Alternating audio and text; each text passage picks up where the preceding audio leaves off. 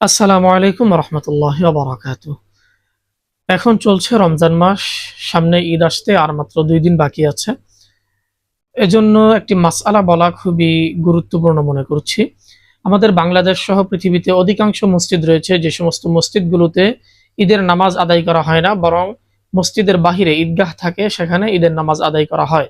যেহেতু বছরে 2বার মাত্র ঈদের নামাজ আদায় করা হয়, এজন্য বছরের অন্যান্য সময়গুলোতে দেখা যায় যে সেই ঈদগাহে বিভিন্ন বাচ্চা বা বিভিন্ন ছেলে মেয়েরা খেলাধুলা করে, বা বিভিন্ন মানুষ সেখানে পশু চড়ায়, যার ফলে সেখানে পশু মলমূত্র ত্যাগ করার কারণে সেই জায়গাটা নাপাক হয়ে যায়। তো এখন যেহেতু আমরা নামাজ আদায় করব, আমাদের করণীয় হলো সেই নাপাক জায়গাগুলোকে পবিত্র করে তারপর নামাজ আদায় করতে হবে, 1 নম্বর কথা।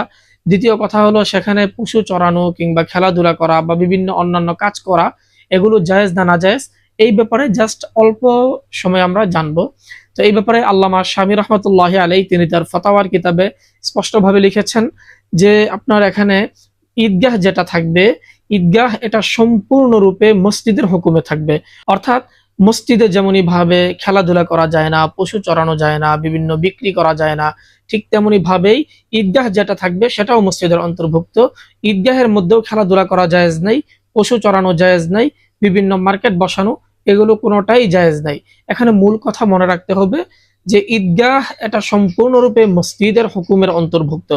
মসজিদের মধ্যে যে সকল কাজগুলো করা যায়, ঈদগাহে ওই সকল কাজগুলো করা যাবে।